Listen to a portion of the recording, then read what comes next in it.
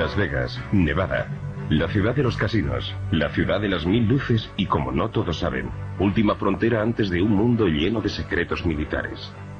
Aquí comenzamos nuestra investigación, justo en el centro del misterio, ya que al otro lado de las montañas, al norte de Las Vegas, se extiende la base experimental de Nevada. Un mundo aparte rodeado por los confines más vigilados de la Tierra desde los tiempos del telón de acero. Aquí se trabaja sobre los ingenios nucleares, aquí se ocultó a nuestros ojos el stealth, y aquí se prueban aeromóviles aún más arriesgados.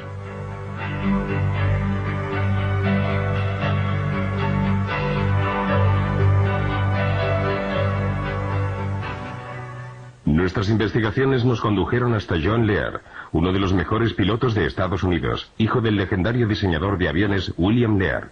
John cuenta en su haber con más de 16.000 horas de vuelo con 360 tipos de aviones en más de 50 países. Ha establecido 17 récords del mundo de velocidad. Es el único piloto que posee todos los títulos y certificados de vuelo que extiende el organismo federal aeronáutico. Después de la guerra de Vietnam, desarrolló funciones en todo el mundo para la CIA y otros organismos gubernamentales y realizó asimismo vuelos experimentales para la Marina y la Aeronáutica. Hasta 1951, el Área 51 se utilizó fundamentalmente como base de instrucción de la Marina. Luego la Lockheed, junto con la CIA, la transformó en una base experimental secreta para efectuar las pruebas sobre los aviones espía U-2. En los años 1959, 60 y 61 se realizaron experimentos con los SR-71. Era la zona ideal para las pruebas con maquinaria y aviones secretos, porque estaba muy aislada, con los lados rodeados por las montañas. En definitiva, estaba en medio de la nada. Es decir, garantizaba el nivel de seguridad que requería. En 1960 se empezaron a llevar a cabo pruebas no solo sobre aviones, sino también sobre equipos, maquinaria y todo tipo de proyectos reservados. Según mis investigaciones, en 1972 se produjo un vacío total de información y datos que duró 18 meses. Nadie sabe qué ocurrió entre el verano de 1982 y entre el verano de 1972 y enero de 1974. No existen datos de ningún tipo. He hablado con los encargados de seguridad. No tienen ni idea de lo que pudo ocurrir ahí dentro. Y yo tampoco. Y no puedo hacer conjeturas porque el proyecto referente a los platillos volantes, al menos según la información que he reunido, el proyecto denominado Red Light comenzó en 1960. Habían tratado de poner en vuelo 2 o 3 naves, pero se produjo un accidente gravísimo, de modo que las operaciones quedaron interrumpidas durante varios años. Los vuelos de prueba se reanudaron posteriormente, creo que alrededor de 1980-81, siempre en esa zona. Puedo decirlo casi con certeza porque en ese periodo aumentaron drásticamente las medidas de seguridad.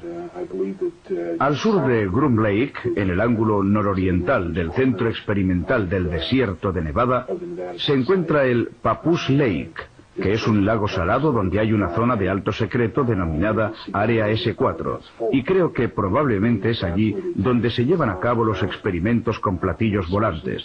Entre mis diversas fuentes de información, la principal ha sido Bob Lazar, el cual trabajó sobre uno de los 9 platillos volantes allí custodiados. Aterrizamos en Groom Lake. Allí tomé un autobús hacia... no estoy seguro de la distancia, pero unos 25 kilómetros al sur, hasta una zona donde hay un lago salado llamado Papoose Lake. Y justo en la ladera de la montaña se encuentra el área llamada S4. ¿Qué sintió cuando entró allí por primera vez? Parecía todo muy militar, no un ambiente científico. Había muchos controles, con niveles máximos de seguridad.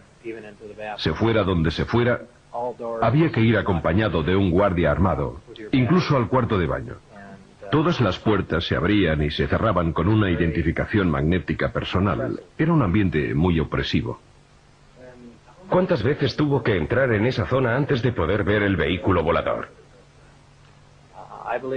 Creo que 2 o 3, quizá 2 días antes de poder verlo. ¿Qué sintió la primera vez que vio el objeto? ¿Qué sentí? Bueno,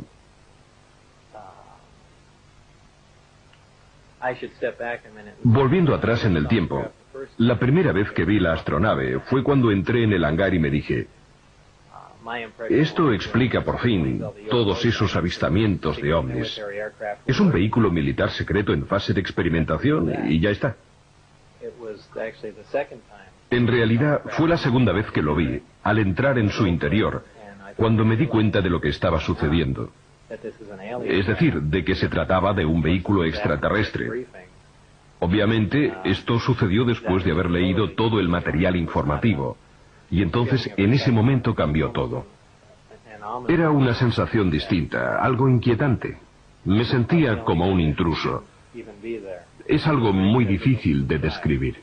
Aún así, inténtalo. Me parecía... ¿Tienes presentes las fotos de Billy Mayer tomadas durante sus avistamientos? Era increíblemente parecido a los discos de sus fotos. Una forma fugaz, pero nítida, de una nave discoidal. Es bastante difícil describirlo así, sin dibujarlo. Pero tenía la típica forma de platillo volante. ¿De un solo tipo o de varios? En total había 9 platillos. Pero yo trabajé en ingeniería inversa solo con un objeto. Estaban en hangares separados y en cualquier caso eran todos visiblemente distintos. ¿Le dijeron alguna vez cómo habían sido recuperados por el cuerpo de inteligencia de la Marina? No, en absoluto. La gente ha sugerido varias hipótesis, que habían sido derribados o que habían caído, pero no parecían dañados y por consiguiente tengo serias dudas sobre dichas hipótesis. ¿Nos puede describir el interior? Es muy simple. Existe un solo color dominante, un gris peltre. El exterior es también de este mismo color. No tiene aristas. En el interior, todo el equipamiento tiene una forma redondeada, incluso los asientos y los espacios para los amplificadores. Es como si hubiesen sido fundidos y luego modelados con estas formas curvilíneas, incluso las uniones entre las paredes y el pavimento. El interior es esencial, muy abierto. El uso del espacio no parece en absoluto funcional. Hay 3 puentes. El más bajo alberga los amplificadores montados sobre bases móviles. En el puente central, desde donde se accede al interior de la nave, están los asientos y los amplificadores. Y luego está el puente superior, un sector limitado al que yo no tenía acceso, no sé qué podía haber allí. ¿En su opinión el vehículo era extraterrestre? Absolutamente sí, extraterrestre, no hay duda. ¿Por qué? En primer lugar, el objeto del proyecto era analizar la nave. Si se hubiera tratado de un aparato de Estados Unidos, no habríamos perdido tiempo en tratar de entender cómo lo habíamos construido. En segundo lugar, por las dimensiones del equipamiento interno, por el tamaño de los asientos y por los materiales utilizados, absolutamente desconocidos para nosotros. Y por último, por el carburante, el elemento 115, que en realidad no existe. Estos datos han de sumarse a las informaciones que me fueron facilitadas, en las cuales se indicaba claramente que se trataba de una nave extraterrestre. ¿Le dijeron cómo funcionaba el sistema de propulsión? Formaba parte de mi trabajo de ingeniería inversa, es decir, debíamos averiguar el funcionamiento del sistema de propulsión. Habían realizado ya algunos progresos, pero no sé exactamente desde cuándo se encontraba allí la nave, si llevaban 1 o 10 años analizándola. En cualquier caso, con pocos progresos. El sistema es impresionante. Está compuesto por 2 partes, los amplificadores de gravedad y el reactor que proporciona energía. El reactor funciona por aniquilación completa alimentado por antimateria. La aniquilación completa es prácticamente la más eficaz de las 3 reacciones nucleares que existen, esto es, fusión, fisión y aniquilación. Utiliza un elemento muy pesado, el elemento 115, Esta sería su situación en la tabla periódica. En la Tierra este elemento no ha sido aún sintetizado. En mi opinión, en algunos sistemas estelares, esta síntesis se produce de manera espontánea. El elemento es bombardeado en un acelerador de dimensiones extremadamente reducidas. Como consecuencia de ello, sufre una fisión espontánea y produce partículas de antimateria. Estas, gracias a un dispositivo termoeléctrico con una eficacia del 100%, interactúan con la materia gaseosa y se transforman en electricidad. Ahora bien, la primera ley de termodinámica viene a decir que la eficacia al 100% para cualquier dispositivo eléctrico es bastante imposible, ya que se producen dispersión de calor y otras pérdidas de esta índole. Pero yo, en este sistema, no las detecté. Es una tecnología absolutamente asombrosa. Estas, gracias a un dispositivo termoeléctrico con una eficacia del 100%, interactúan con la materia gaseosa y se transforman en electricidad. Ahora bien, la primera ley de termodinámica viene a decir que la eficacia al 100% para cualquier dispositivo eléctrico es bastante imposible, ya que se producen dispersión de calor y otras pérdidas de esta índole. Pero yo, en este sistema, no las detecté. Es una tecnología absolutamente asombrosa. La increíble cantidad de energía que genera el sistema alimenta los amplificadores y, como producto secundario del bombardeo del elemento 115, se genera un fenómeno interesantísimo, es decir, una onda especial, la denominada gravitacional A. Esta onda viaja de un modo muy similar a las microondas. Se aplica a los amplificadores gravitacionales y, mediante la corriente eléctrica generada por el reactor, es amplificada y enfocada.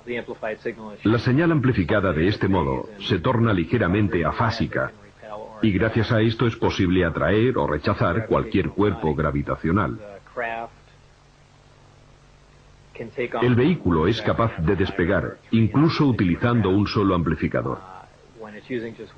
Esta nave en concreto está dotada de 3 amplificadores, y cuando activa un solo amplificador para alejarse de la Tierra, utiliza la denominada configuración Omicron.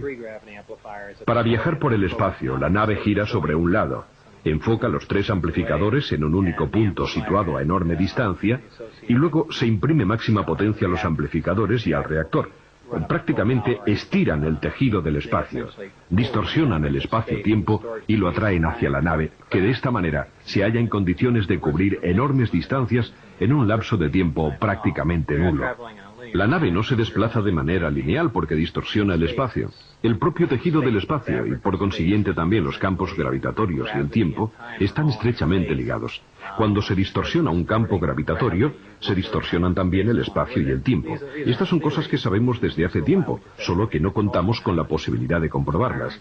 Aparentemente esta civilización las ha llevado a la práctica. ¿Y ustedes han conseguido alguna vez poner en vuelo alguno de estos vehículos? Se realizaron muchos ensayos, pero no fuera de la atmósfera.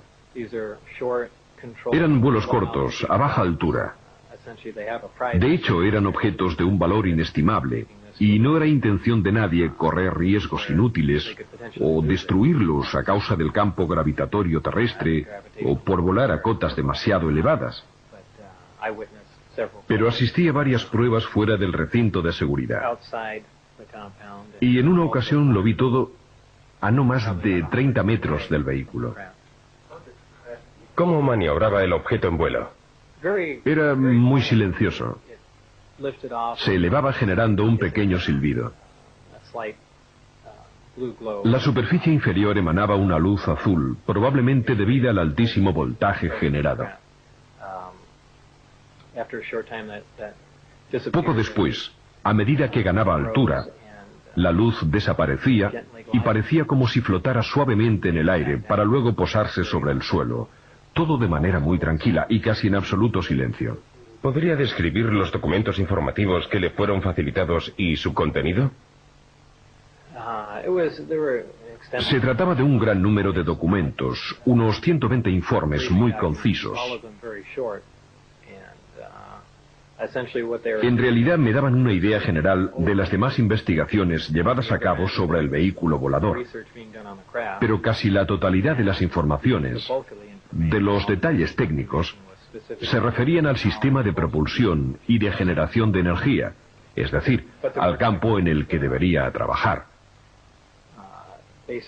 También había documentos en los que se afirmaba que la nave era extraterrestre, y los informes de algunas autopsias no eran muy minuciosos, pues no había ninguna razón para proporcionarme información detallada sobre este aspecto, pero incluían fotografías. Para ser exactos, había 2 fotografías de un cuerpo extraterrestre con el tórax abierto, que albergaba un solo órgano que había sido extraído y seccionado. Desde mi punto de vista, no médico, parecía que este órgano debía de cumplir no una, sino varias funciones. Luego había otros documentos que describían los estudios metalúrgicos llevados a cabo en otras partes de la nave. En definitiva, eran cortos resúmenes del trabajo desarrollado por los diversos grupos y viceversa. Supongo que también ellos recibirían unos informes, breves relaciones sobre el trabajo desarrollado por mi grupo. ¿Indicaban el lugar de procedencia de los extraterrestres? Sí, el sistema Zeta Reticuli. No sé si la información se obtuvo de la propia nave o de mapas estelares o de instrumentos de a bordo. ¿Había información sobre esta civilización, sobre su historia o sobre contactos anteriores con el género humano? No exactamente. En ningún sitio podía leerse "fue así".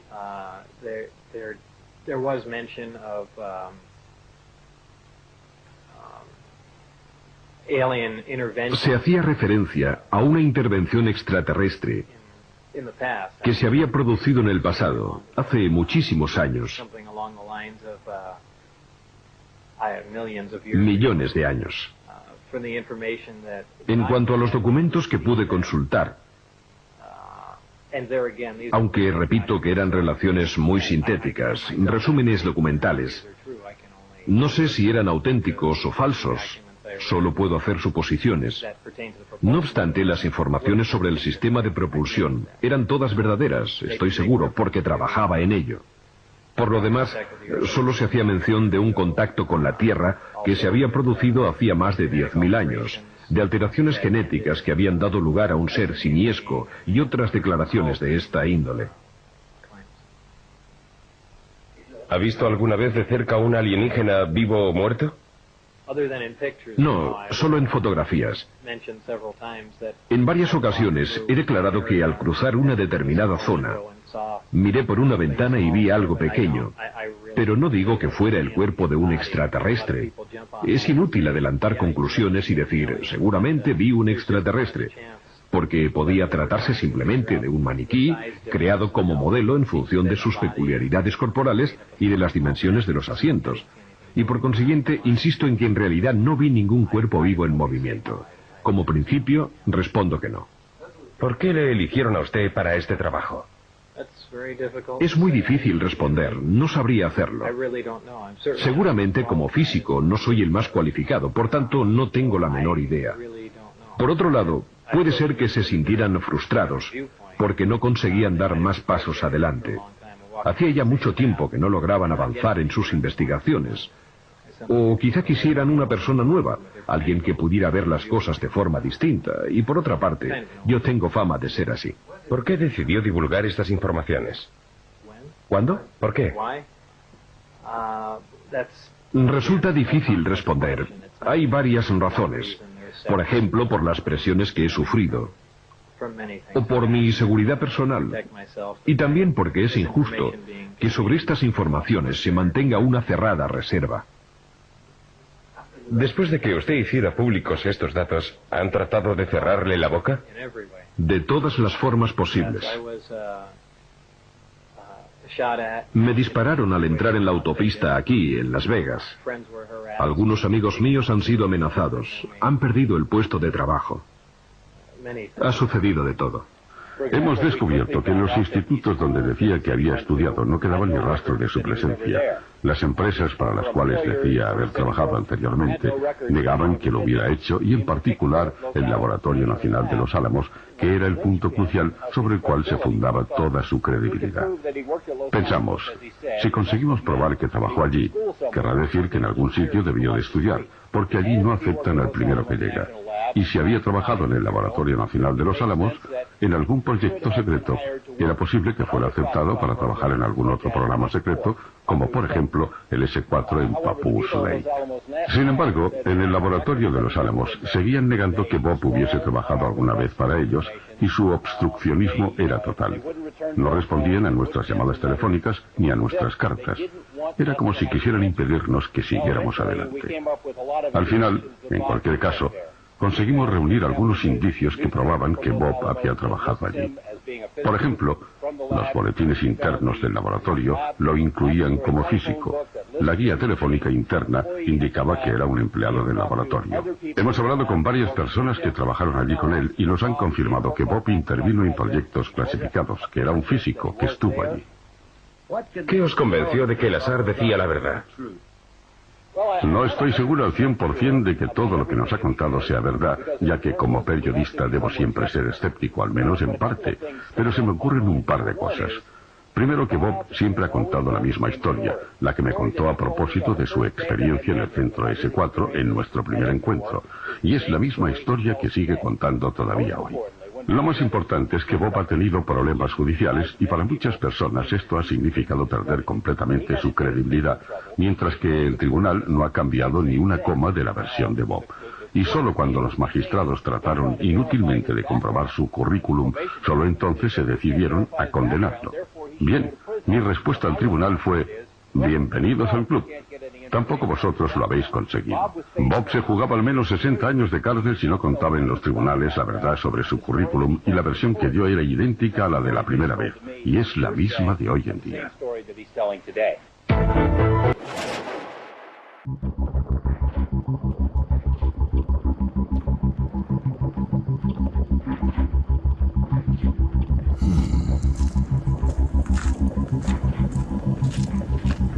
I often wonder about the nature of reality, about our relationship to the creative force that forged the particles of our stars and intertwined them with the molecules of our bodies. Who are we? And where are we actually sitting within the architecture of our universe? Are we alone? Or is the answer simply stranger than we can think? My name is Jeremy Corbell. I seek to weaponize your curiosity, and if you're ready to suspend your own prejudice, welcome to the world of extraordinary beliefs.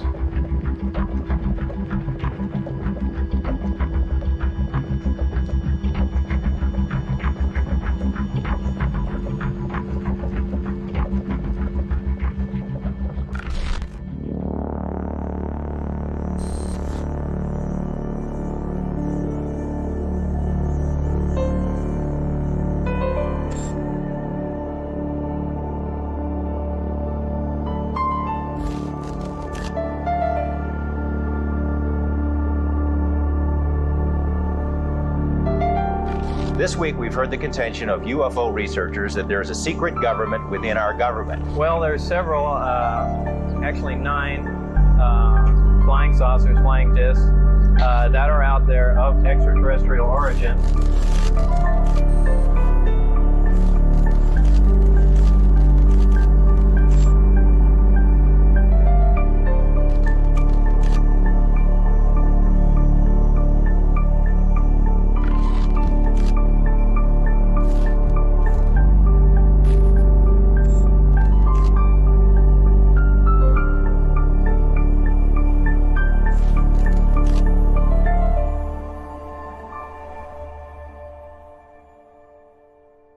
Not to burst your bubble, but the Earth is not the center of the universe. At least not anymore. You are not the star of your own movie. Humans are not the top of the food chain. And fate is a fantasy. But I can't prove any of this, even if I wanted to. There is an indefinable, mysterious power that pervades everything. I feel it, though I do not see it. It is this unseen power which makes itself felt. There is an indefinable, mysterious power that pervades everything. I feel it, though I do not see it. It is this unseen power which makes itself felt. There is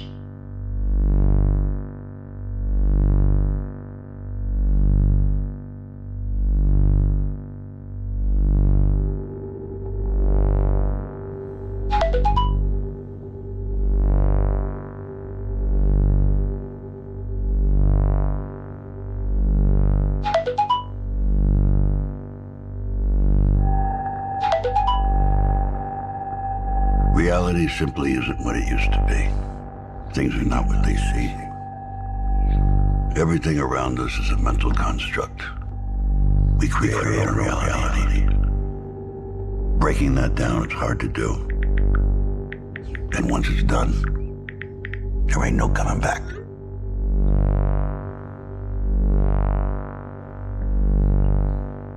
What happens to people when their fundamental beliefs, the bedrock of their understanding, explodes into a million pieces? When something comes careening from out of the blue, and it messes with everything we know. How do we react? How do we react?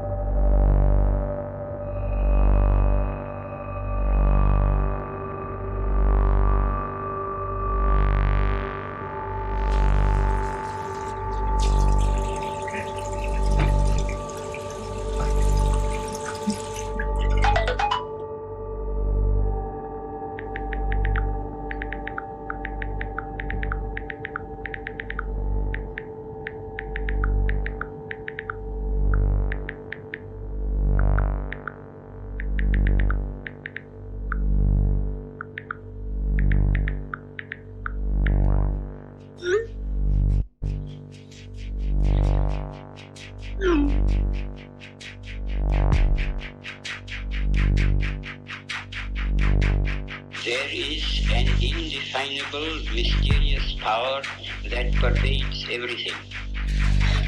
Beliefs are mercurial things. They direct our lives and choices, moment by moment. They're stowaways to the imagination emporium. Harnessed to hunches, polished with proof. They're like clothing we can't afford. They elevate us, yet they're not ours to keep. We discard them when they no longer serve our needs, or we find out they weren't real at all. This story is extraordinary, especially if it's true. And it all started in the desert, just north of Las Vegas.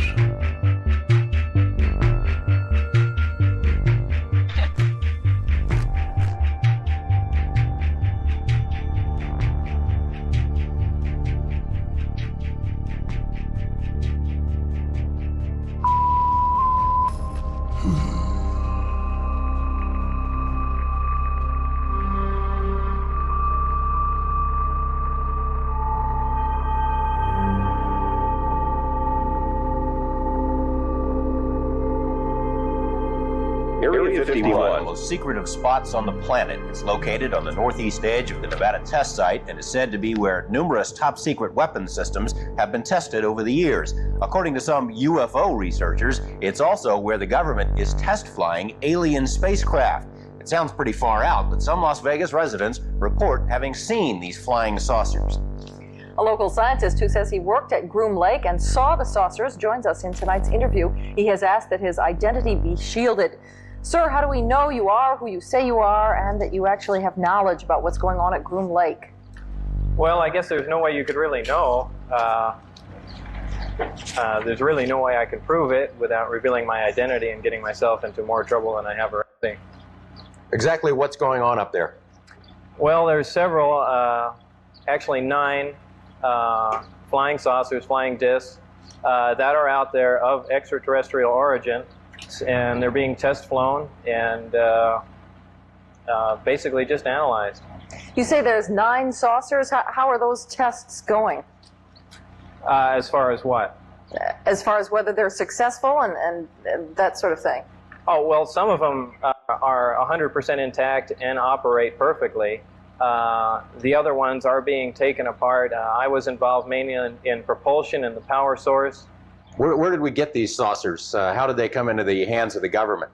I haven't the slightest idea, and you have to understand the information is very compartmentalized, and I was only allowed information that pertained particularly to what I was involved in. But I mean, couldn't our government have made them as opposed to getting them from some alien beings? Totally impossible.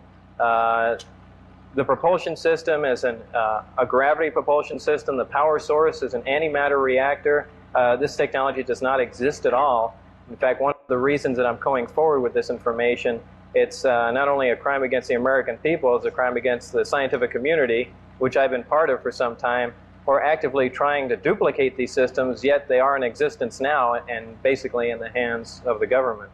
What would happen to you if the government learned that you were giving us this information? Anything could happen. I don't know. It's I haven't the slightest idea. Well, you said you were referred to getting into trouble. Have you had some repercussions already? Yeah, I've been threatened with being charged with espionage. I've had my life threatened by them, my wife's life threatened by them, and I mean, I don't know where else you can go from there. Well, we want to thank you for joining us. Pretty interesting stuff you've got to say. Thank you. Thank you, sir. Well, more news in just a moment. Now, first we go to Dan Rather in Beijing for a look ahead at the CBS Evening News. CBS Evening News from China. We'll have extensive coverage of Mikhail Gorbachev.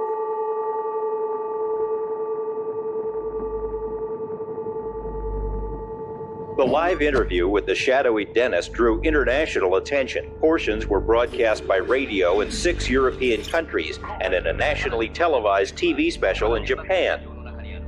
Despite numerous inquiries and feelers, Dennis has remained anonymous until now. His real name is Robert Lazar. He says he was hired to work at an area called S4, which is a few miles south of Groom Lake. At S4, he says, are flying saucers, antimatter reactors, and other working examples of technology that is seemingly beyond human capabilities. Gord Knapp, Eyewitness News 8.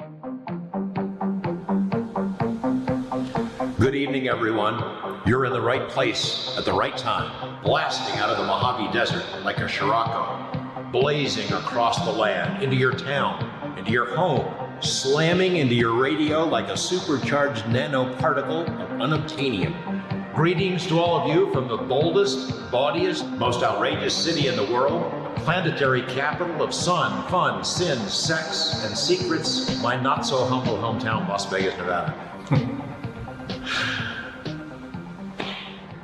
You know, there are a lot of people, myself included, who would like to focus on big picture stuff.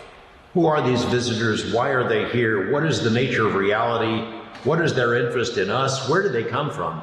Now, those are the questions that people have been asking about the UFO mystery since the beginning. We're no closer to answering any of them, but Bob got pretty close. Bob got to read these briefing documents that provided those kind of answers. The thing is, when we were covering his story, so much of the effort was in proving that he really was the person he said he was. Is it true? Is it plausible? That really, that was the focus, more than the really important stuff. You have to cover the story of Bob Lazar, and the only way to do that is to talk to Bob. And I don't know if he'll talk to you or not, but you need to try. It's all going to be circumstance for you, is the moment that you approach him, the mood that he's in, what else is going on in his life at the time. You might hit the jackpot and get him at exactly the right time, and the universe is aligned, and he's willing to talk about it. But you'd have to be awfully lucky, because in general, Bob doesn't like to talk about it. I think he's very happy in his life. He's happy to have left the UFO stuff behind. He misses his friends. He misses John Lear. He misses Gene Huff, maybe even me to some extent. But he doesn't miss the UFO topic, and he doesn't miss talking about it, because ultimately it's disturbing. These are disturbing issues. They go to the heart of who we are as people, as human beings, the nature of reality itself. Is this a computer simulation? Are we all the product of an alien video game or some multi-dimensional movie, drive-in movie theater production or something? Big questions, disturbing answers, and Bob has never been comfortable in talking about them, never.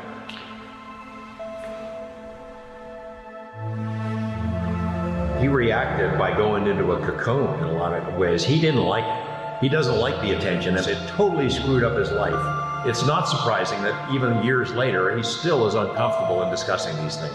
It's a very disturbing view of reality.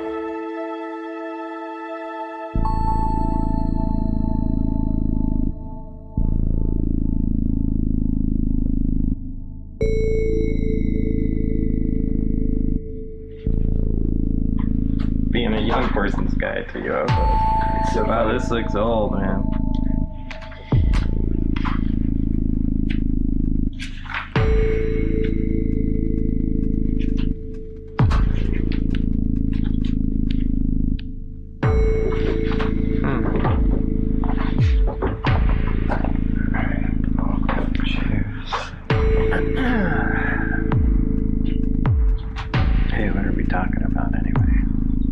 Go through.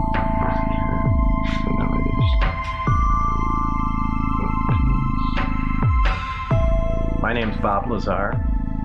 I'm known for working at a classified base known as S4 out in the Nevada desert near Area 51. And there, we reverse engineered alien spacecraft. And it's changed my life a lot. You know, it's probably changed every aspect of it. Positive or negative? Well, for the most part, negative. I mean, it's really difficult to find positive aspects of that. I mean, I'm sure there are some here and there, but most of them were negative.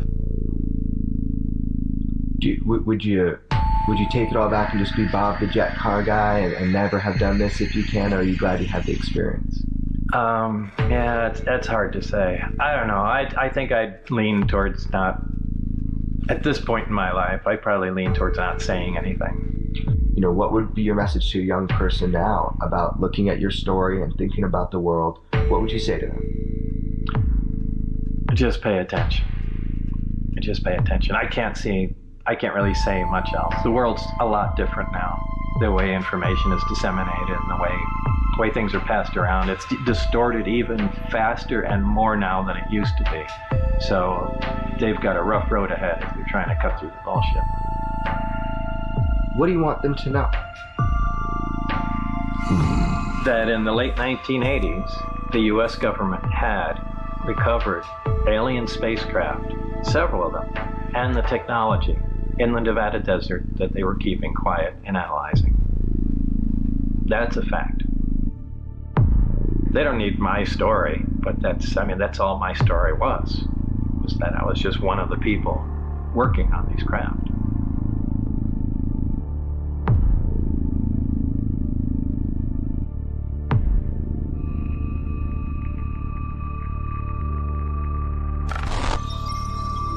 Well, fine, I'll just say everything instead of holding back on anything, and then you can edit it later on. All right.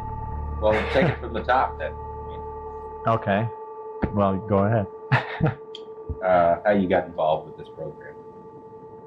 I had sent resumes to several national labs. I got a response from a couple of them. I went in for an interview. They had a job in mind. And then they continued questioning me mainly on my interests outside of work. They seemed to be really concerned about that. About things like jet cars? Right. What do you do in your spare time? You know, you say you work on little projects. I said, yeah, I have a particle accelerator in my master bedroom and things of that sort. And some time went by and they called me back in. They said there was a senior staff physicist that was leaving this organization, and they basically interviewed me for that job. I was given a lot of briefings to read on, I believe there were 121 different briefings, and they just sat me in a room and I had while they were going and updating my clearance to a level that they call majestic. You start reading these reports, you see some of them deal with flying saucers. What's your reaction? Well, I was completely shocked. I couldn't believe it, but I was fascinated. I was so excited. It's a science dream, really. Eventually, I was shown them. One close-up, one operating. They had one of the reactors out of the crafts, which was an antimatter reactor. I was given a demonstration on how it worked, things that it did, and the physics of it.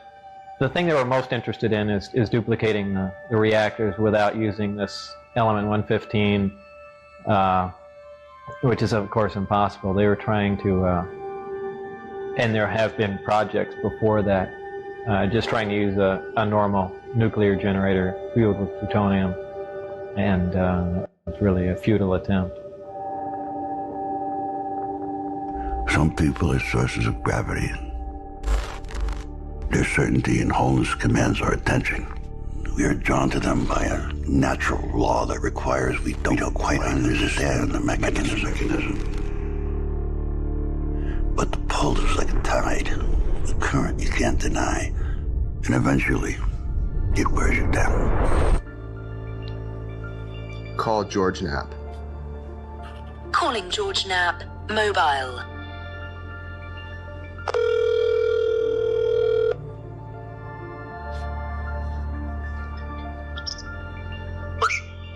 Hey, George. Hey, man. What's up, man? How you doing? All right. What's going on? This is now 30 years since you initially broke the story of Bob Lazar. So, I mean, the amount of information is overwhelming, and I just want to go over with you some of the details of the case. Sure.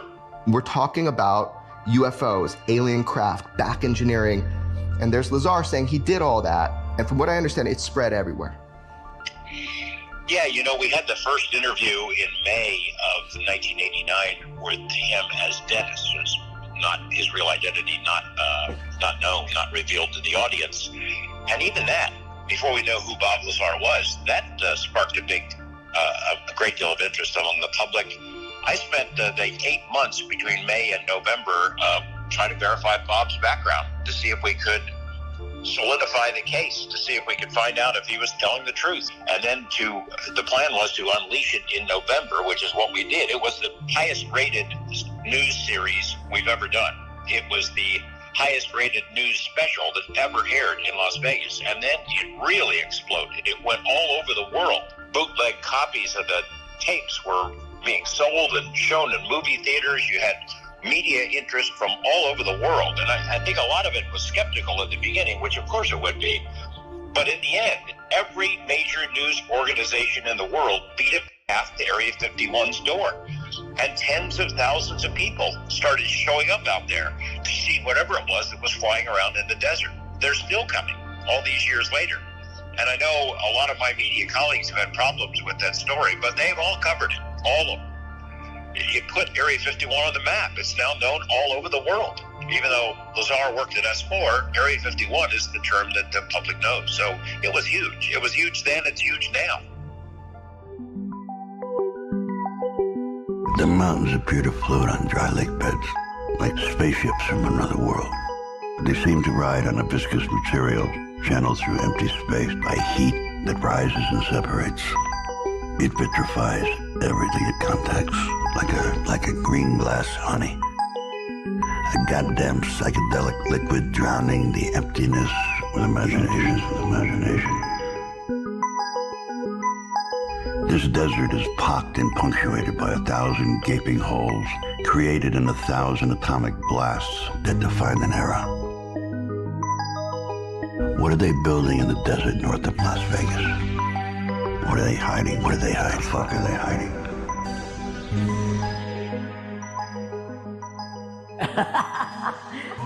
Yeah.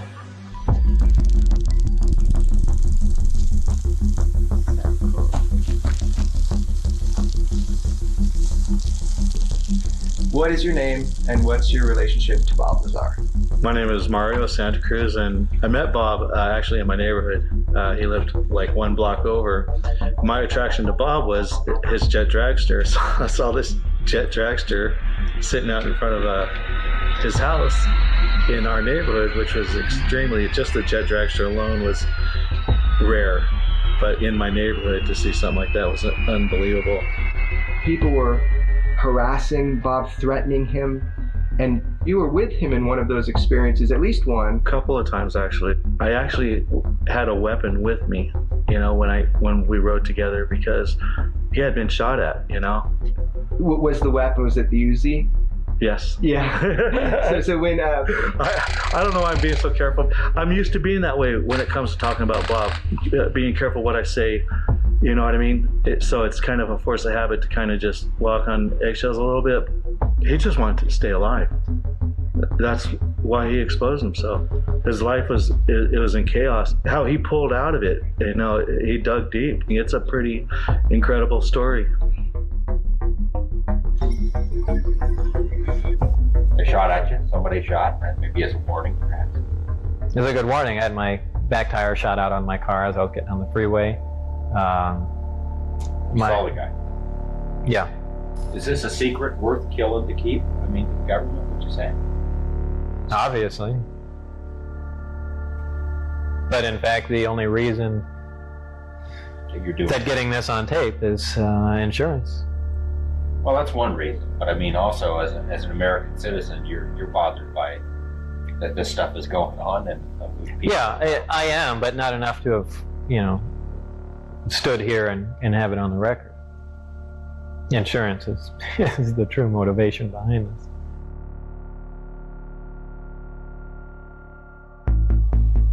I'm 4 months old in our little apartment in Florida, and that's me holding him. Very proud mom holding him. We had a beautiful little place in Florida. Look at that. One Sunday morning, must have been about 6 o'clock in the morning, everyone is sleeping, with this huge bang. Bob had put a jet engine in the bike. At 6 in the morning, he decided to take it out for a trip. What did you guys think when he said, "Mom, Dad, I'm building"? Scared out of my mind. I didn't know what he was going to do next. Was he going to blow up the house, blow up the world? I don't know. I don't know. It's out there, you know? He's out there.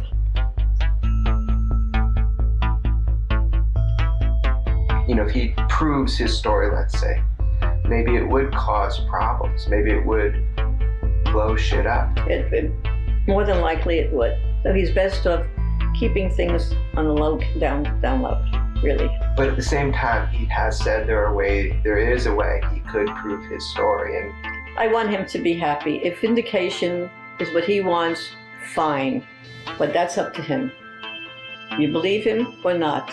It's a fearful thing to think that there's something out there that we don't know anything about. Or are they dangerous? Can they hurt us? Will they attack us? You don't want to know, so you don't believe it. You'd rather not believe. There might be other things out there, other things in the universe. There has to be. We can't be all by ourselves. We can't be.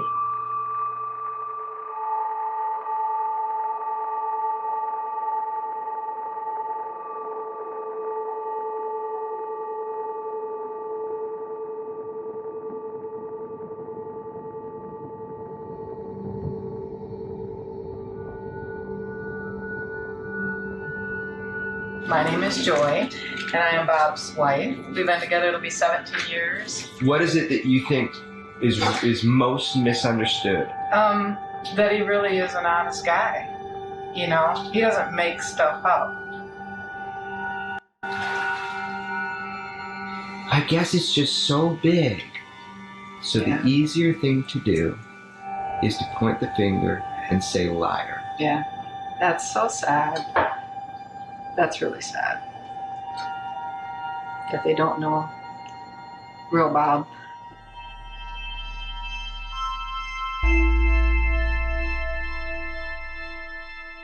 There's particular moments that define each one of us.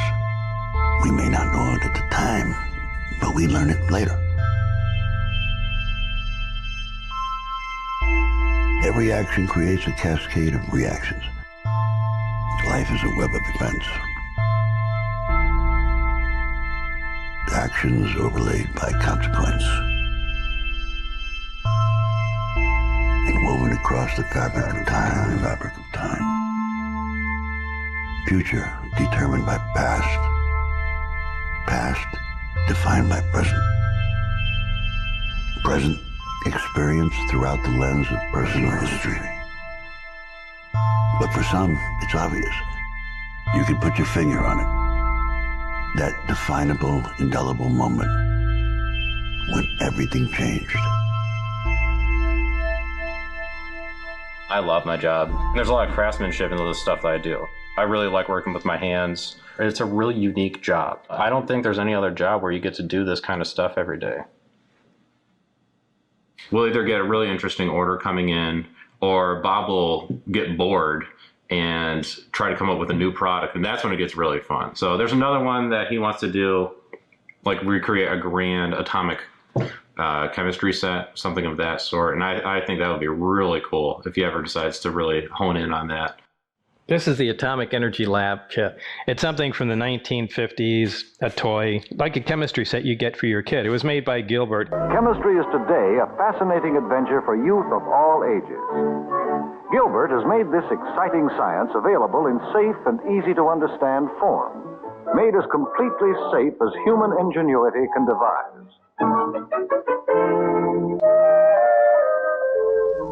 This actually came with radioactive material. You could really conduct atomic energy experiments in it. It was fascinating. And it was billed as the most dangerous toy ever made, and still, in some respects, is still considered that way today. But the thing is, it wasn't. It was just people's fear.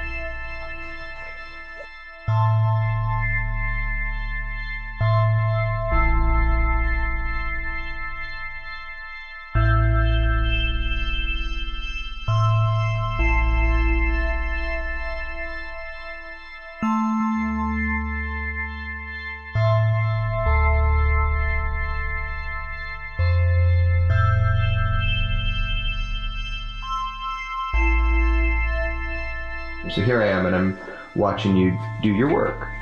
When people don't know you, it's so easy for them to just make shit up about you and to dehumanize you. How simple that is to do. The fact that somebody would say you're not a scientist. I mean, all I've ever done is science-related stuff my entire life. So, I don't know, I guess the point is, do I really care what people I don't know think? And probably to some extent I do, but I don't dwell on it. I guess it is easier to discredit someone that you have no information on, because you can just say anything about them and there's nothing to refute it. I mean, I feel privileged I got to work in it. So in some respects, I shouldn't be allowed to complain.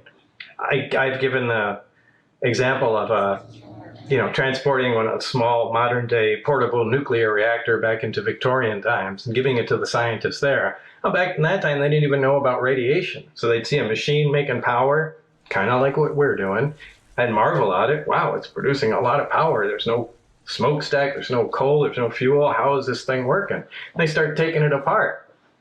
Well, they'll all die as soon as they get close to the core.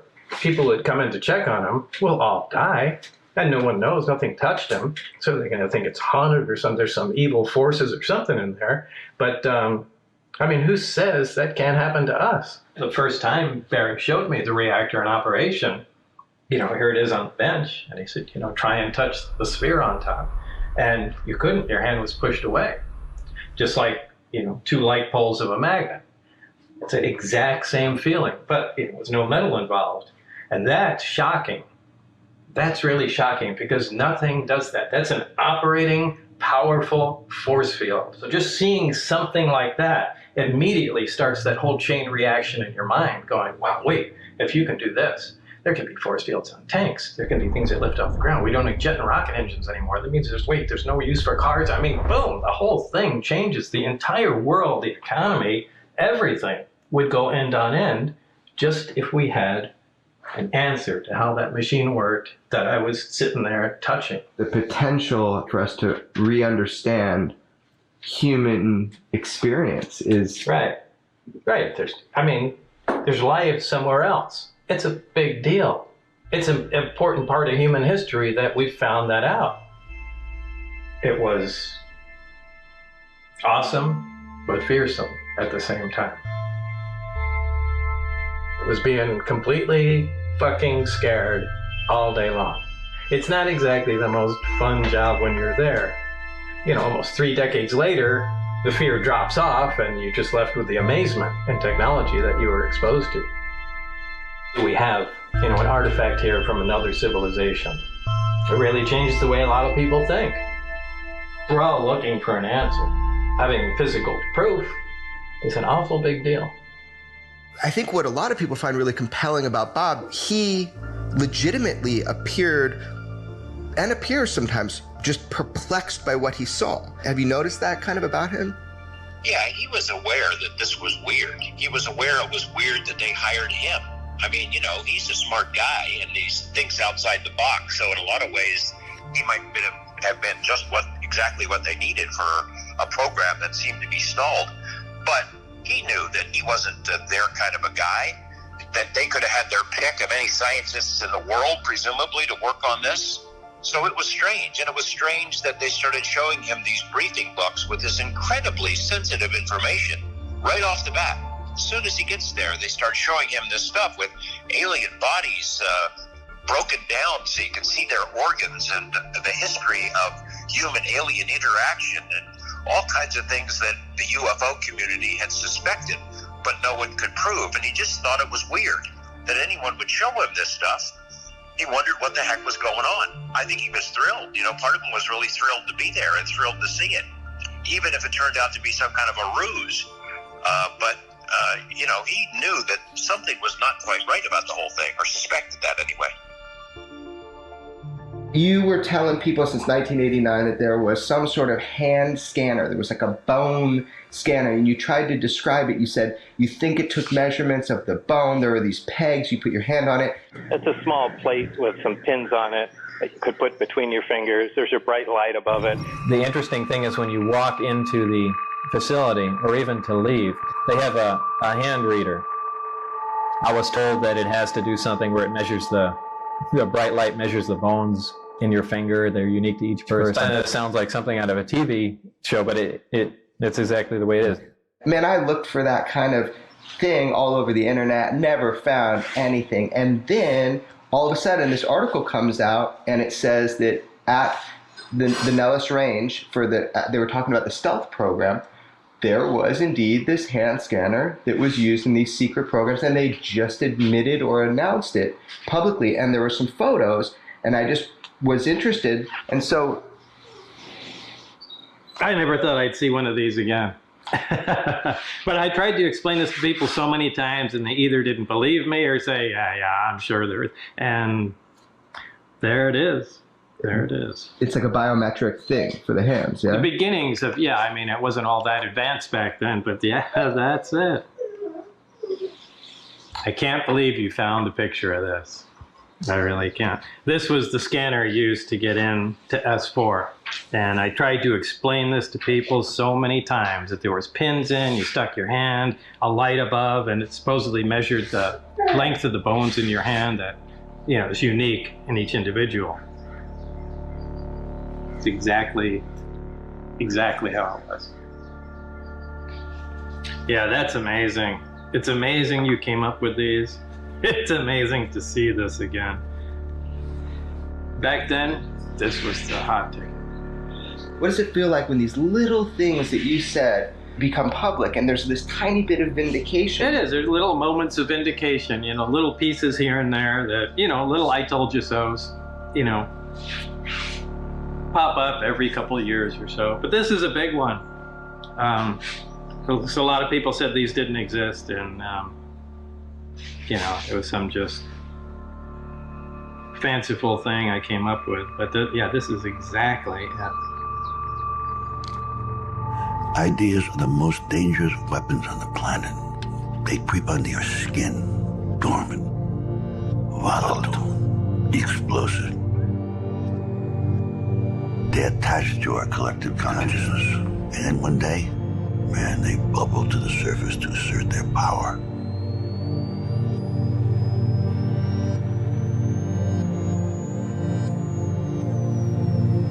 detonated. Life is never the same again. And we immediately know we're always wrong. We're always fucking wrong.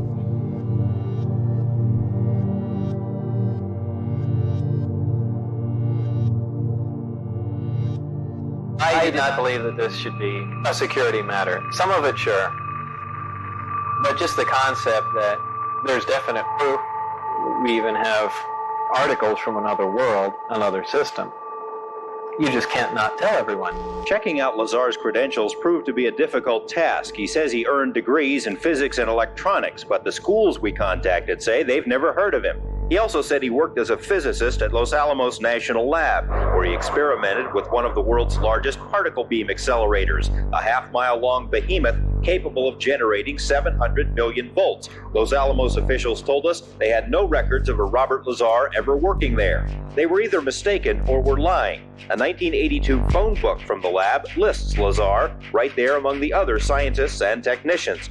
A 1982 clipping from the Los Alamos newspaper profiled Lazar and his interest in jet cars. It too mentioned his employment at the lab as a physicist. We called Los Alamos again. An exasperated official told us he still had no records on Lazar.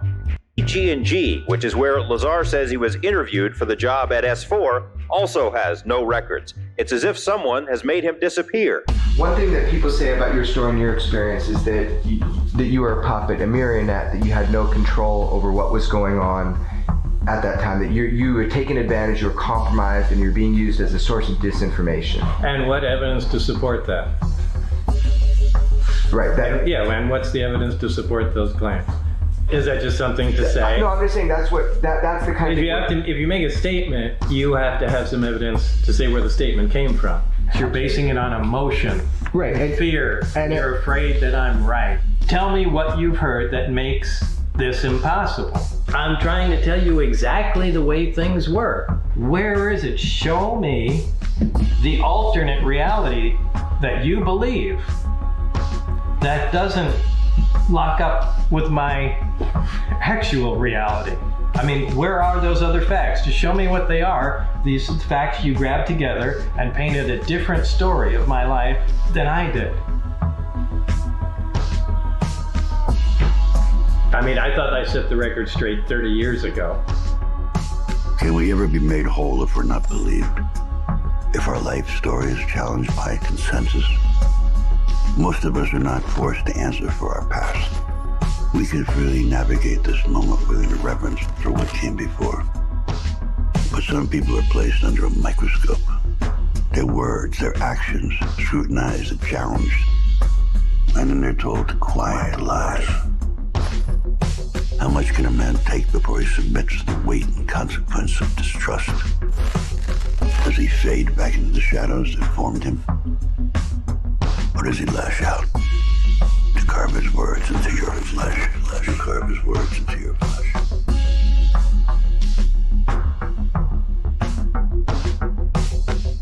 I don't know, what else can I say? What else can I say? How can I prove anything else? At the worst case scenario, you lied for a girl or you lied to get a job. What does that mean about your story? Do you think Los Alamos just hired me out of high school?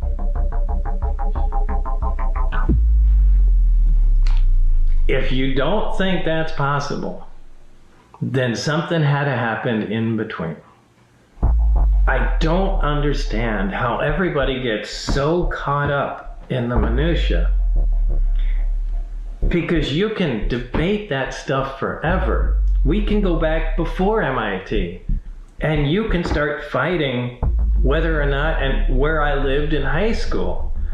That is not going to translate into answering the questions and the things that I've brought into the public eye. That's the important stuff. It almost seems like this is an intentional distraction. You need to pay attention to the bigger picture. If you really want to research all the other stuff, fine, go ahead and do it. But you really need to pay attention to what I'm saying. Because I have better things to do than come up with this. I'm not interested in doing this. I don't like being in the public eye. I don't got money for doing this. And quite frankly, I could make up a better lie, but I have no motivation to lie. This hasn't helped me out. What does that mean for Lazar's story that we can't prove his schooling? In fact, it was a problem. I mean, I wondered, can we go forward if we can't verify what was going on in his background? The central point for me was, if he worked in Los Alamos, that suggests he had to have an education somewhere. I think he said it to me a couple of times. What do you think? They hired me right out of high school? I looked at people who knew him back then.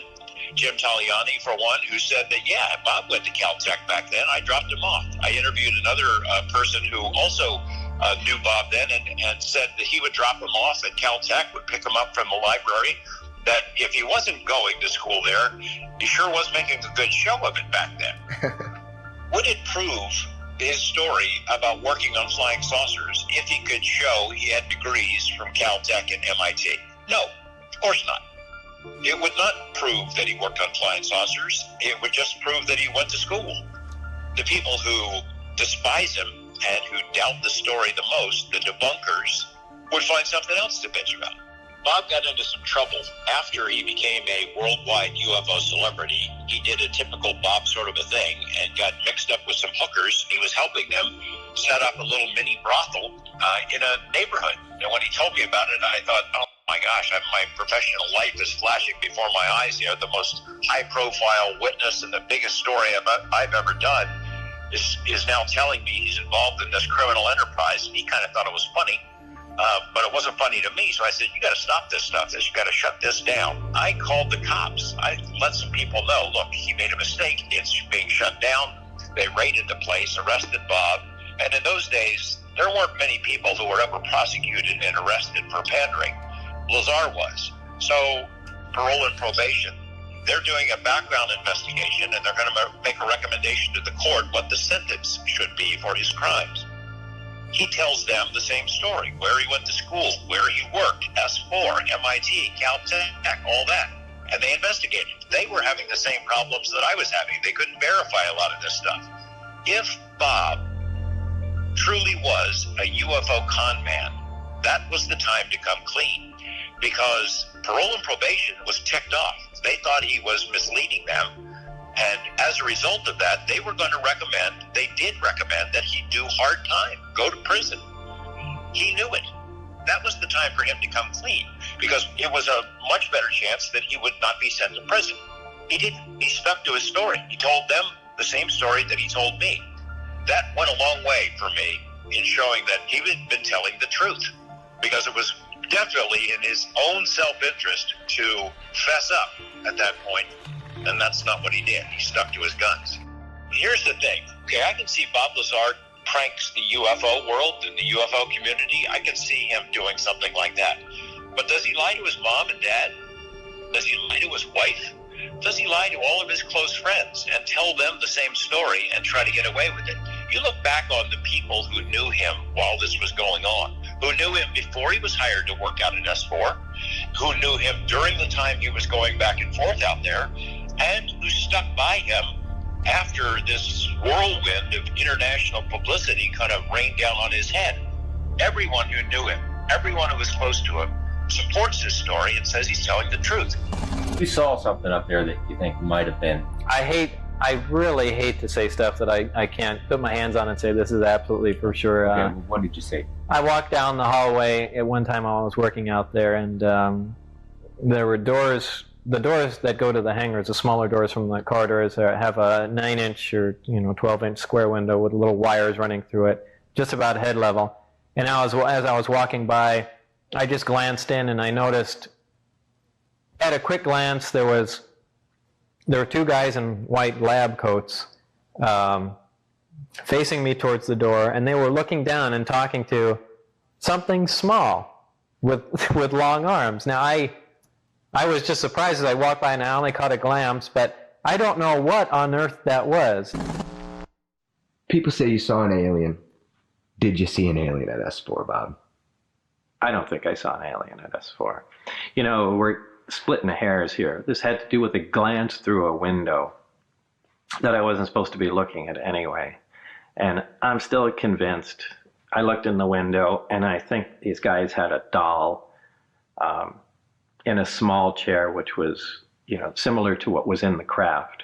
And I think they were just looking at dimensions, and they put something in there. And I just took it at a glance, and it was just, something tiny sitting in the chair. I don't think there was an alien there posing for them. I think they just had a small character or something, doing measurements or something. Again, we're talking about, like a 400 millisecond glance. So now how much can you see out of that? I never saw any aliens walking around there. I never heard anybody saying anything about living aliens. So I don't think that was it. But they did have a nickname for the aliens. The kids. The kids.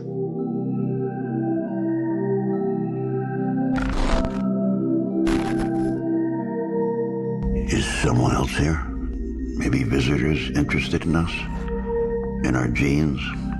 In our souls? Maybe we're property, just a goddamn commodity. We're like livestock. Maybe they'd like our condors and cupcakes, the kimono or the top hat, who the fuck knows. Or maybe every single sighting of things in the sky is a product of our collective consciousness. A false hope that humanity desperately needs intervention by external powers. We've always looked to the skies for answers, instead of looking into ourselves. All right, so at what point, describe the evolution of your knowledge here? I mean, that you realize that this thing that you're working on came out of a flying saucer? Well, of course, I know that technology doesn't exist at all. Why? Well, it doesn't. Take my word for it. It's just technology that doesn't exist yet. I mean, you're talking about that science doesn't even know what gravity is, much less how to produce it or control it. And here is a device that's producing it and controlling it and using it as propulsion. So you're telling me there's a different physics. That was your job. You were working on that. The science was something we were trying to figure out, but we knew how the devices would operate. For instance, the propulsion of the craft. Everything that we have, whether it's a propeller plane or a jet or a rocket, it throws something out the back, either high-speed exhaust or a large volume of air. It's an action-reaction force. The action is you throw something out the back and it moves you forward. That's how everything works. This is the first time there's a craft it's a reactionless craft. It's a field propulsion craft. And what it does is it creates a distortion in space and time in front of it, where space actually bends. And my analogy to that has always been, put a bowling ball in the middle of your bed, and then a foot in front of it, take your fist and push down on the mattress. The bowling ball will roll towards it. And that's exactly how the craft works. It creates a distortion right in front of it, and the craft falls forward. So there's a different physics that we're not... Well, the science that explains how the technology works. I mean, it's all encompassed as one thing, alien technology and science. What is the big picture? What is the takeaway of your story after you're gone? You're not a rebel kid with a jet car at Los Alamos today. Today's a different Bob Lazar, right? Right. What have we learned? What's the message of your story? The big thing is the suppression of extremely advanced technology and the suppression of unknown science. That's it. Those two things, to me, is the only thing that's important about what was going on out there. Yeah, there's another civilization, and like I've said before, that's a crime not to tell humanity about that, but that's a separate thing. Meaning that there is something different in science dramatically that we're not allowed to know? Right. Right. That is a true statement. Yeah, that's a true statement. The fact that there is another intelligent, technologically advanced civilization, we have some of their objects. That is really the pinnacle. That there's another civilization in existence that's intelligent that we know about. And we actually have artifacts from them that can operate. So, I mean, that's a big, big deal. But in my mind, there's a lot to deal with that. However, the science and the technology can change us dramatically. It can change the way the entire world operates, the economy, everything. So those stick out in my mind as being critically important. And we have it. Oh, we have them. You don't have to believe it, but we do. And you've seen it. I've seen it. And you've touched it. I've dismantled it. After you're exposed to it, just for a little while, it begins to settle in your mind that these are normal things. Okay, 115 belongs there on the chart, and this flies, and this is how gravity works. Great. Just like someone being from the 1800s being exposed to a car for a few days, he takes it for granted very quickly. The most shocking thing was when I actually got to look inside the disc, the seats in the panel associated with them were very small. They were, perhaps that far off the ground, like something small. Now, if we had made something like that, we wouldn't have made it to fit children. It just led me to believe, with the size of the alien cadavers I saw, the size of the seats inside. Memory is a mirage and mistress to desire. Shape-shifting and ethereal, she's inherently elusive and malleable. We acknowledge her if it suits our fantasy in the moment. We fear her because she is unpredictable. Can we trust our own memories? What if we can? Can we return to the scene of the crime to extract hidden details and to see more clearly what we thought we saw? I was told the rhythmic shouting and the constant threats, that's a form of hypnosis. When did this happen? Oh, this happened almost immediately. They started yelling and screaming at you? Yeah. Oh, a fun place to work? Well, no, like I said, it was a terrible atmosphere to work in. But when you weigh that with what you're going to be around, and you basically go through anything. Yell at me, go ahead. When can we get back to the flying saucers? So you did hypnosis to try to recall details from your employment and from the physics of what you learned. Is that correct? Yeah, that's correct, with Lane Keck. Okay. And did you recall anything? Yeah, I did. I mean, specifics, things you might have missed. I basically wanted to try everything I could to prove what I was saying. So this is just another tool. You were familiar that hypnosis can work? Yeah. To recall? Yeah, and I had it done to me before. So I had proven that, yeah, this really does do something. Let's try and remember some fine details. Or you wanted to recall some physics that you learned there. Yeah, I wanted to recall as much as I possibly could. I mean, so much went through my mind. Just imagine all the things you were seeing. And every one is completely fascinating and something you haven't seen before. It's just data overload. So I was hoping that hypnosis would get me relaxed enough where maybe everything was packed so tight together, maybe I could just start thumbing through things and just pick up even a couple little more tidbits could paint a bigger picture, and I could, possibly explain things better, or, possibly locate some of these other guys, or anything, any bit of information. So, yeah, and it was pretty handy. So you did recall some things technically? Yeah, technical things, and probably others too. More and more hypnosis is accepted. However, there's still a lot of misconceptions about it. Like what? Oh, they think that you go into a trance and the hypnotist does something and you don't remember it, and all of a sudden your life changes. And that's not the case at all. There's no mind control happening. Take a nice deep breath. Close your eyes and just think relaxation. Now just think about your head and relax your head. Now what I want you to do is to get as comfortable as you possibly can. And just relax completely. Now double your relaxation and the number 100 will be there. 100. Double your relaxation and the number 99 will come right on in. Bob, from this moment on,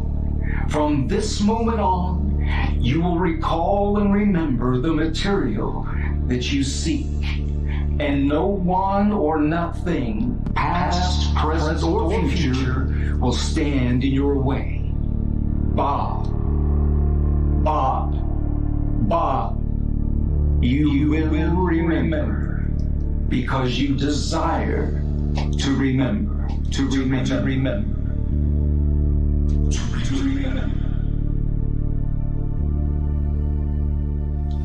At one point,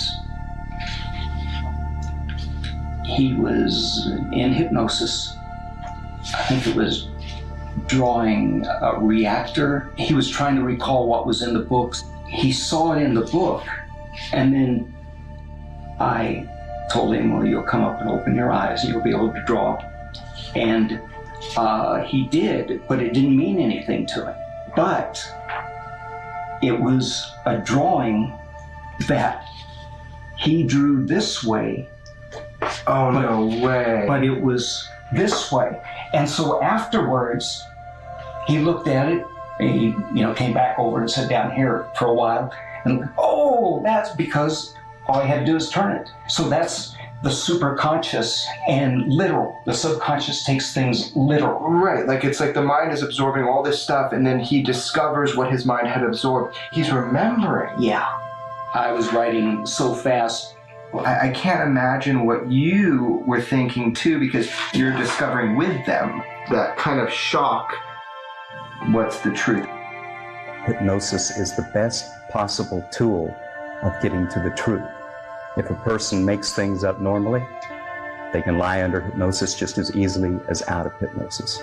But if they're really trying to get to and retrieve information, then it's the best tool that I know of. He came in to find out what he didn't know. We were able to go back, overcome the fear, and to bring forth those memories.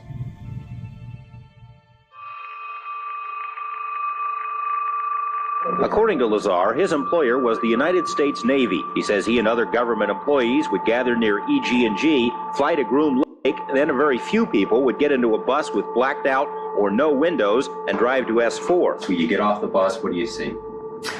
Very interesting building. It's got a slope of probably about 30 degrees, which are hangar doors. And it has textured paint on it, but it looks like sand. It's made to look like the side of the mountain that it's in, whether it's to disguise it from satellite photographs or what. He says he was never told exactly what he'd be working on, but figured it had something to do with advanced propulsion. On his first day, he was told to read a series of briefings and immediately realized how advanced the propulsion was. The power source is an antimatter reactor. They run gravity amplifiers. There's actually two parts to the drive mechanism. It's a bizarre technology. There's no physical hookup between any of the systems in there. They use gravity as a wave, using waveguides, almost like microwaves. Polygrapher Terry Tavernetti runs a corporate security operation and is a former Los Angeles police officer. He put Lazar through 4 tests and concluded there was no attempt to deceive. And I left there thinking that I feel we do have some credibility to what the subject had to say. And that's when I went to some of my colleagues. Tavernetti sent the test results to a third polygrapher who agreed results appeared truthful. Bob has explained to me multiple times he tried everything in his power to prove his story. I wanted to feel better for myself. So I said, hey, would you be willing to undergo a polygraph test? He did not hesitate. He said yes. 4 different tests on 4 different areas of Bob's claims. And he said afterward, there is no attempt to deceive at all. He's telling what he believes to be the truth. I have asked the question many times over the years, how did Bob Lazar know this stuff if he wasn't there? He knew there was a place called S4. I had called Nellis Air Force Base, Public Information Office. They confirmed for me there really was a place called S4. Now, there's no news story prior to Bob Lazar about any place called S4. He knew about it. He also knew that EG&G had arranged to hire personnel, that if you were going to get a job out of Groom Lake, EG&G was the company that you would go through. He knew that there had been investigators at his home for the background check. You remember the guy's name. It was an odd name, Mike Thigpen. Now, how did he know? How did he know that Mike Thigpen works for a federal agency that does this stuff?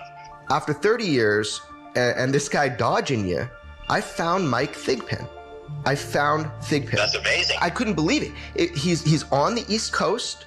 I called him. I've talked with him multiple times. You know, he won't go on camera because he doesn't want to kind of put a dark shadow upon the work that he did before. But personally, he conveyed to me that that was his job. That was exactly what he did in Las Vegas in 1989. And in fact, he remembers Bob Lazar. The most important thing Bob knew is that they were flying something that looks exactly like a flying saucer over Papoose Lake. And they flew them on Wednesday nights. And he took people out there 3 weeks in a row and showed it to them. And at least once, maybe twice, they recorded it on video. That's real. How did Bob know that? There had been no stories about test flights of flying saucers at Papoose Lake. And by the way, that's where it was. It wasn't over Groom Lake. It was over Papoose Lake. We checked out so many details that Bob had told us that turned out to be true. The existence of S4, Element 115 really did become an element years later, that Bob had been consulted by the lab which first synthesized man-made Element 115. There was a whole long string of things that he knew that checked out. These milestones along the way, no matter how much we nitpick it apart, no matter how much people don't want to believe it, the evidence that he's telling the truth outweighs the evidence that he's not. Well, I agree with you. And if I did not believe that, I would not still be working on the story. I would not be publicly defending Bob Lazar.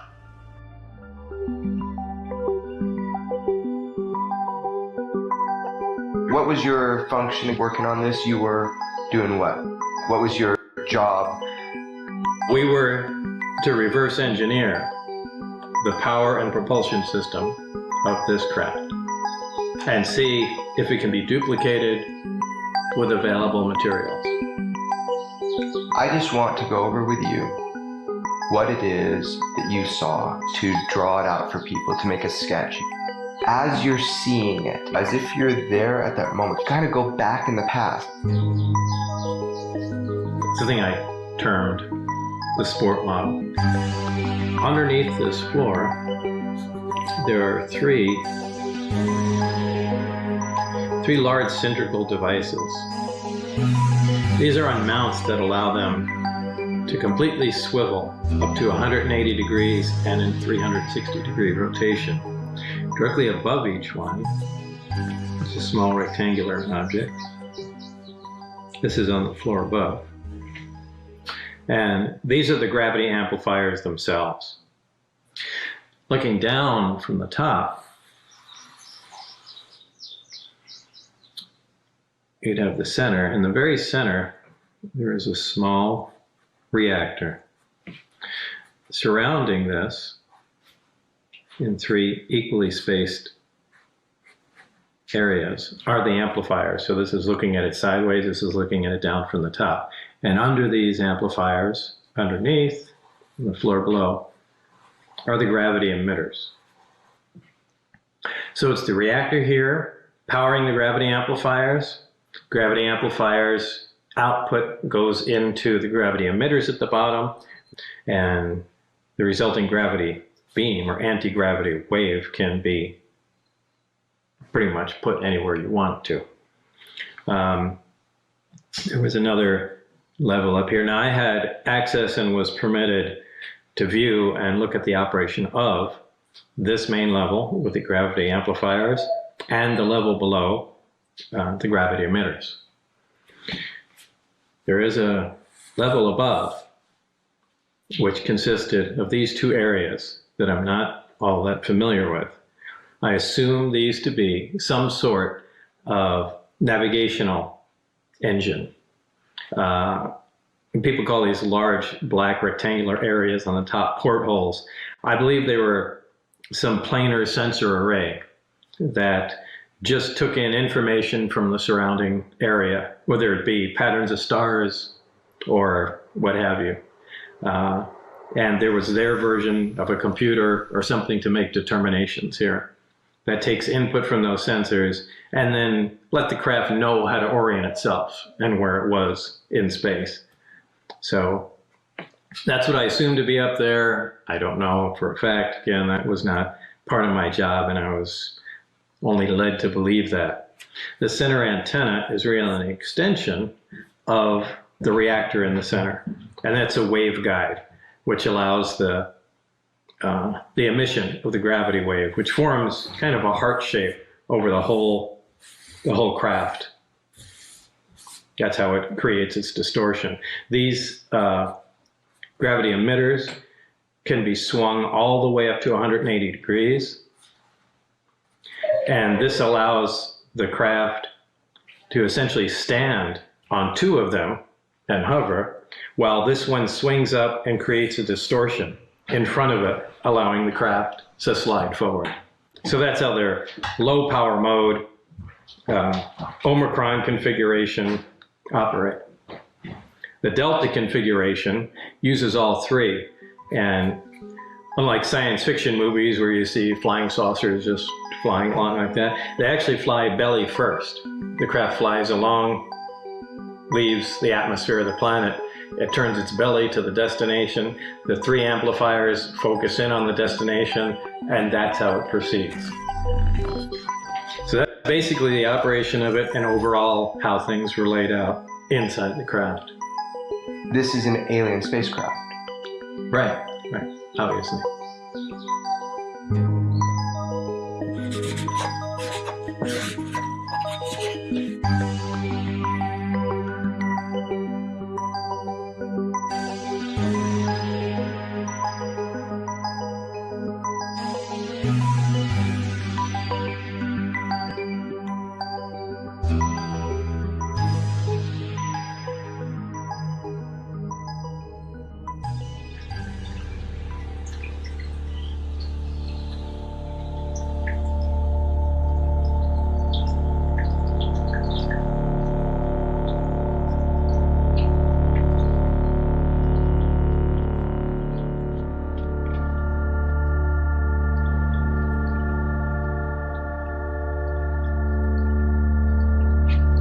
Was the Albuquerque Journal. Is that your particle accelerator you had? Yeah. The guy that promised not to say anything. I won't say anything about the UFOs.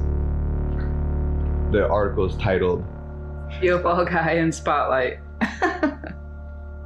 Thanks, dude. Isn't that when, after this came in there, then the fire department, police, the zoning commission, everybody descended on our house? Yeah, I wanted to know. Here's lab supplier and controversy.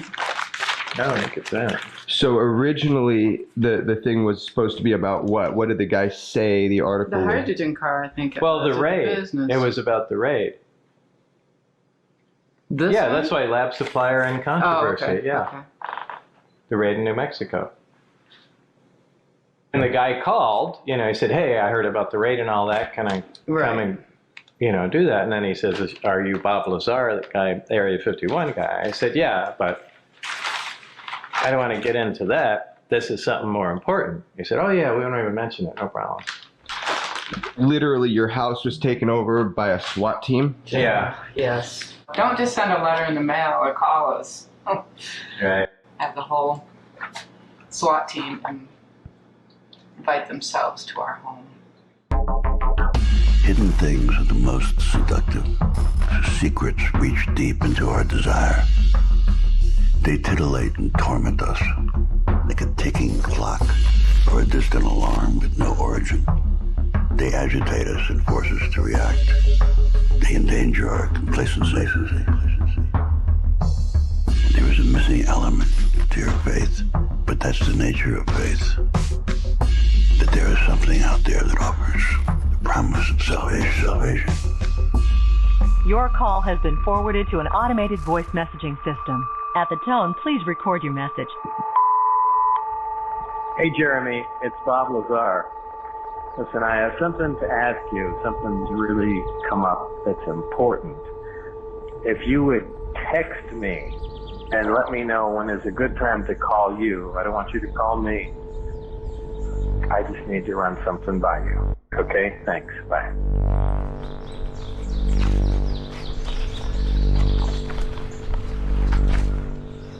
Alright, so the only record of this is going to be on the audio on this one file, and then this video clip. I'm not going to cut it, I'm going to let it run. Understood. Okay, then what I'm going to do is I'm going to encrypt it, and I'm going to put both of those two files into an encrypted thing to not be touched unless we decide it should be touched. That's fine. Okay, it'll be on 2 drives, but those 2 files will both be in an encrypted folder.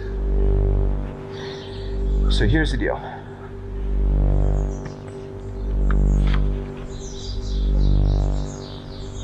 Did you ever get a piece of element 115 out of Los Alamos? I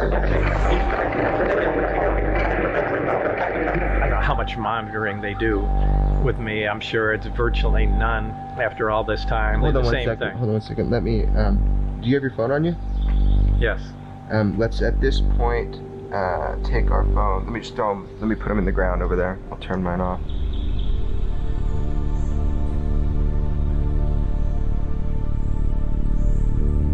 I mean, maybe this has been kept from us for a good reason. A lot of people agreed to keep this secret.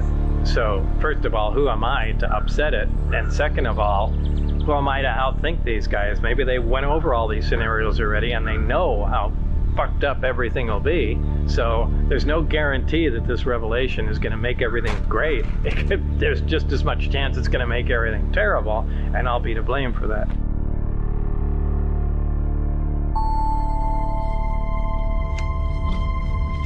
They identified themselves as FBI, and they said, "You're Bob Lazar, right?" And then, one of them got on the radio saying, "Yeah, he's here." Apparently, they also had my house staked out, and they were deciding whether or not to go there. The conveyor belt of vehicles and agents and police did not stop. The whole thing was like a Twilight Zone episode. They came in and then they said, "There'll be a few other people coming here. Just got a couple questions to ask you." In a short time, the street filled up with vehicles and the building completely filled with agents. It was really something else. Did they identify themselves initially as? Yeah, it was FBI, identified themselves, then came in state police and a few other agencies. I don't remember who, but there were a lot. Awful lot. Standing room only in the building. It was crazy. Yeah, they had like a forensic truck. They had a bunch of different agents. They gridded off the building. I mean, obviously they're looking for something. Yeah. And what they said, they were looking for some paperwork, an old order from 2 years ago about a customer that ordered some potentially toxic material, which they could have called for. But this was certainly way over the top. I looked up to select the right key, and they were right beside me. It was quite surprising, considering you could see all around here, and there would generally have to be a vehicle or somewhere. But I just pulled up, got out, picked the key, and then they started talking from behind me. I thought that was really strange. Of course, it got much stranger as the day went on. What got stranger about it? Well, just the sheer amount of people that came, agency after agency. And I mean, they had computer experts here going through, all the computer equipment we had here. They had people sectioning off the building, labeling it in cubic meters so they can search each one. What they were looking for was just an order form. So, very strange.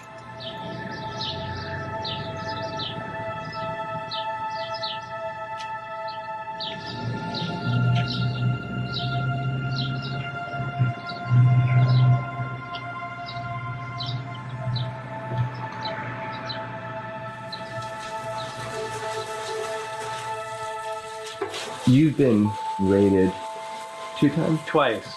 By more agencies than I can really recall. The FDA, to the NRC, the FBI, but they usually come in mass, and it's hard to pick out who's who. So this is beryllium? Yeah. And what is it used for again?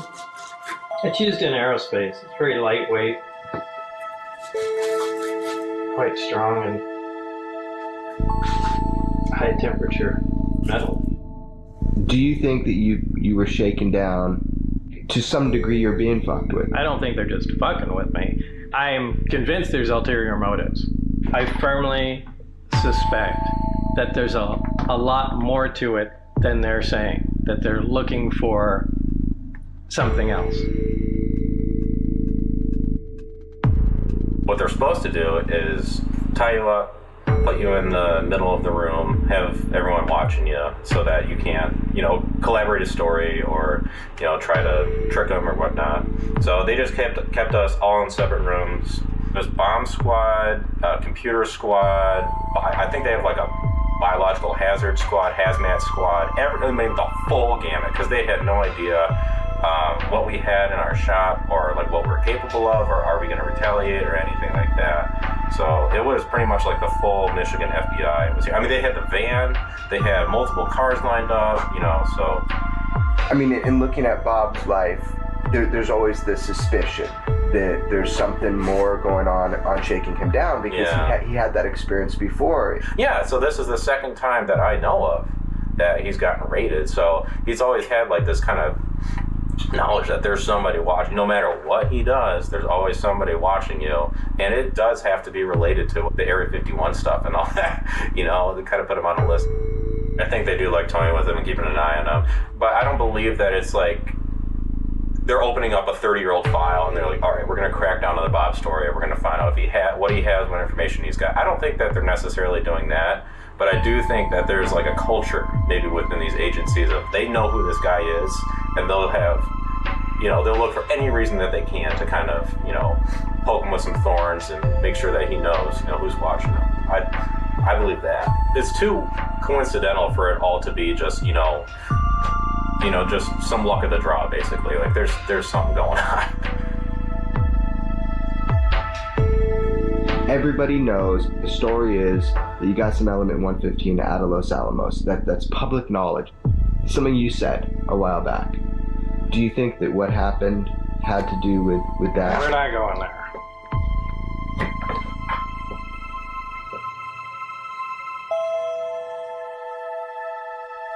Are they trying to shake you down to find the 115 that you said 30 years ago that you got out of the lab? People are going to ask that. Yeah. So let's just address that. If you feel comfortable addressing it. No.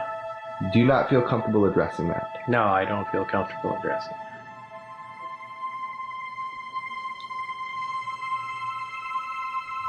You would think after 30 years, who cares what I have to say?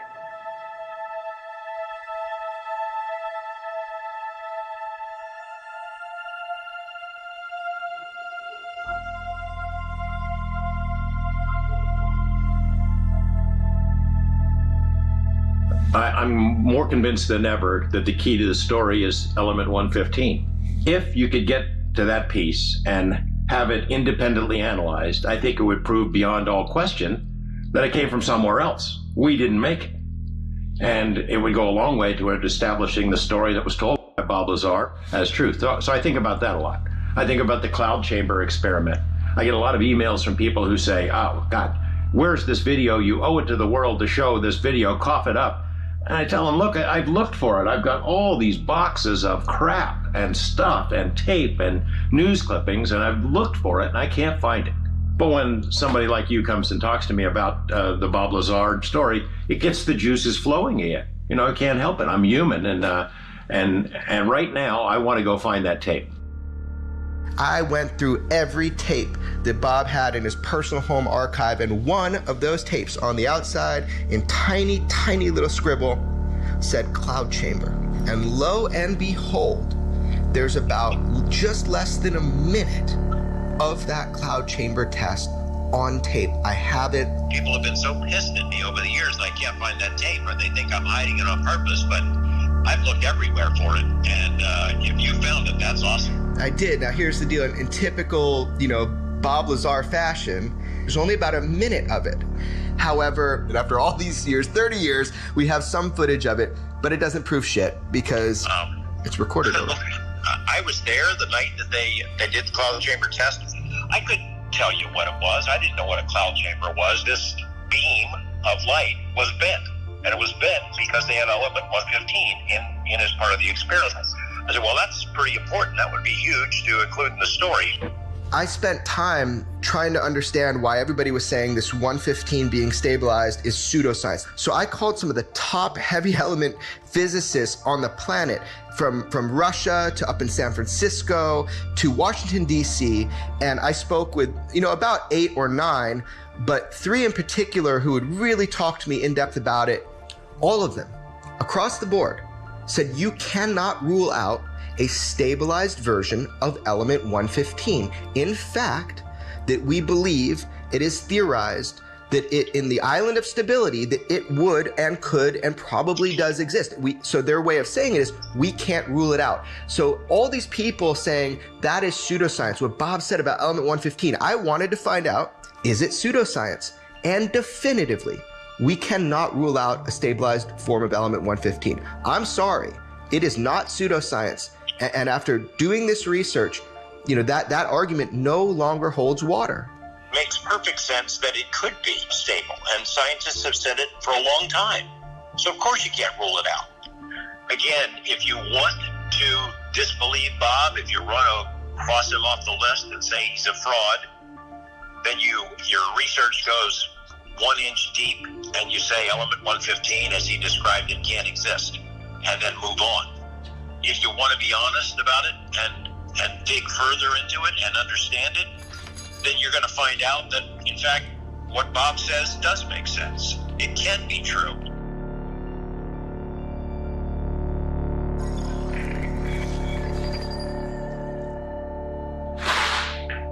Element 115 was what we would call the fuel, what provided the power for the reactor to work. What happens with gravity and 115? Element 115 affects gravity. Element 115 produces its own gravitational energy. It had a very specific manufacturing technique. I don't really know how that information came to be. Its code name was LA 1000. That's what it was referred to, off-site. Its purpose was supposed to be, again, this is just a code and deception, was supposed to be an advanced armor. So it's an unusual material, so now we can take it to a national lab. This is LA 1000, classified material. It's a very advanced armor. That takes care of all weird questions. So, you immediately start operating on lies. This fuel is in the form of just a 3-dimensional thin triangle, little rounded edges. It's somewhat copper in color, that reddish brownish. The way this is manufactured is really critical. It's not just cut out of a heavy sheet of material. A cylinder of this material is taken.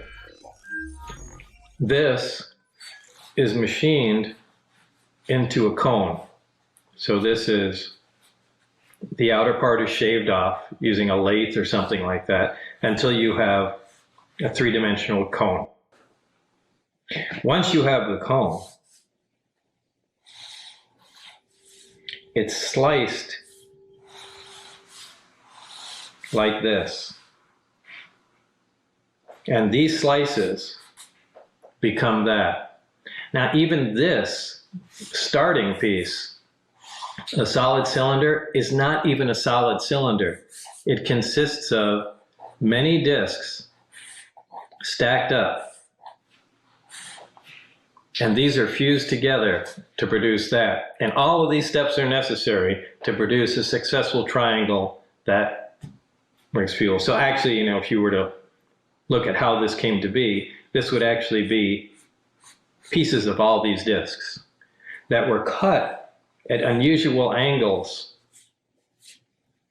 Now, apparently, if you don't do all this, that doesn't work. So, unfortunately, that's the extent of my knowledge on this. This makes no sense anywhere, but that's what it takes for it to operate. Now, with the alien technology that was present in the craft, it takes that basis, that extra gravitational energy in a small reactor, amplifies it through the equipment there, directs it through the waveguides and archways into the emitters, and allows it to propel the craft and manipulate the gravity wave for whatever use they want.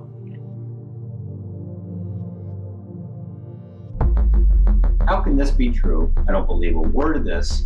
Do you expect people to believe this? No, I'm not going to change anyone's mind. That's not my intention. I'm just relaying the experience, the job that I went through. It is a fantastic thing. It's a fantastic story. But it's true. It's true. These crafts came from another, not just another planet, another solar system entirely, extremely far away. And they're here.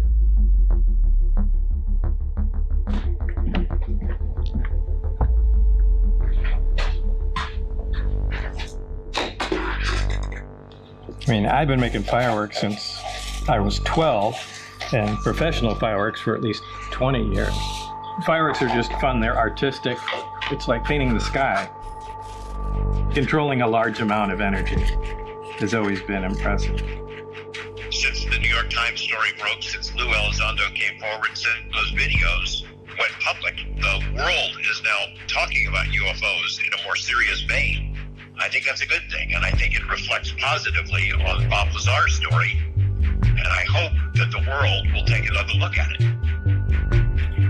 Thus, the jet bike, the jet car. Yeah, to take, you know, a large amount of energy, which would normally be thought to be out of control, to take that and harness it and have it do what you want has always been impressive to me. The easy way out is to say he's a liar, he's making it up.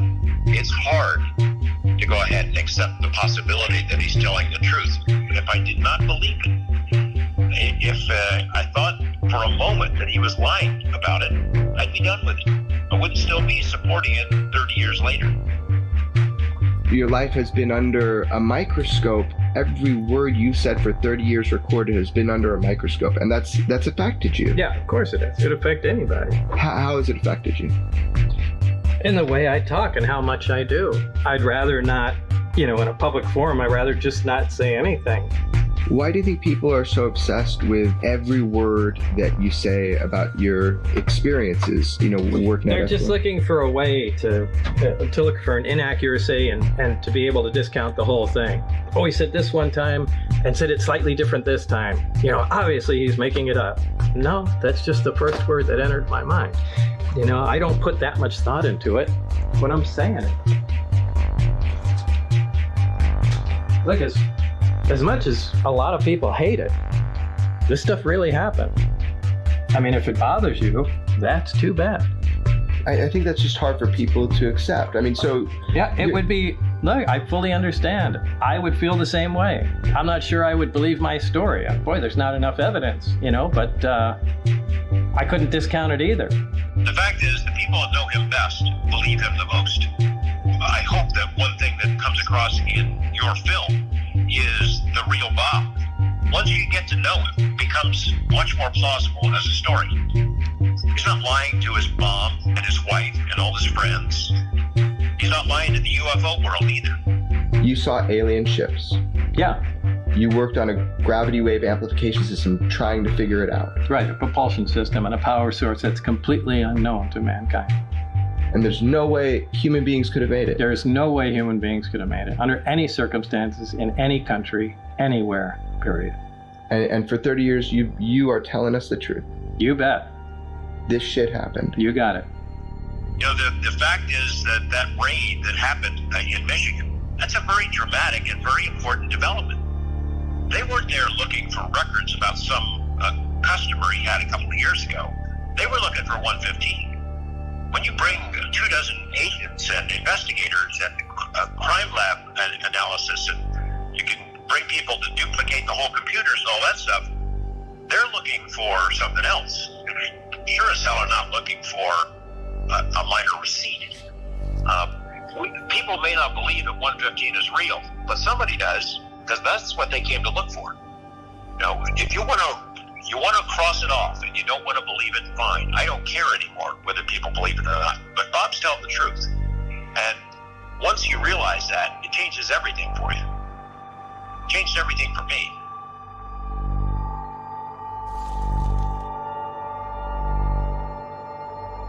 To crack a life open at its seams, to dissect and examine its content is unnerving, like the reading of omens by viewing the entrails. We all tell our own stories. Sometimes we even believe them, and sometimes we tell them one last time. If you don't believe it, that's your problem. That's your problem. What you do with that is up to you.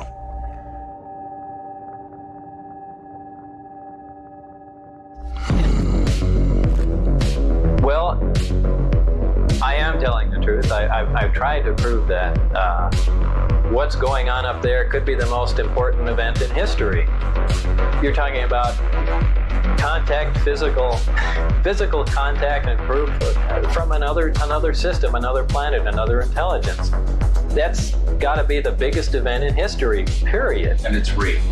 And it's real and it's there. And I had an extremely small part in it, but I'm convinced that what I saw is absolute proof of that. There is no way we could have created those systems. There's no way we could have made the disks, the power supplies, anything to go with them. Lazar says he has no intention of going on any UFO lecture circuit. He's not looking to do any additional interviews. In fact, he wasn't too crazy about doing this one. He did it after certain unfavorable things started happening in his life, and he did it because he feels that whoever is running the show up at S4 is perpetrating a fraud on the American people and on the scientific community.